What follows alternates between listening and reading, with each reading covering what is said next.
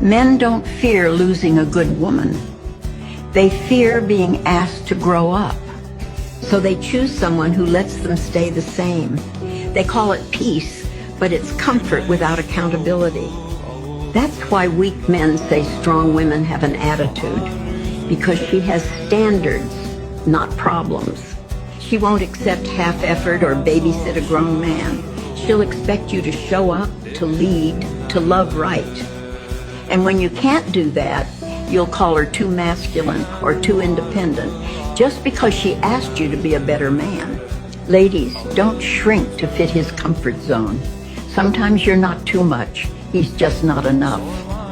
The right man will rise to meet your energy. Weak men fear strong women. Strong men respect them. So protect your standards, protect your peace, and never dim your light.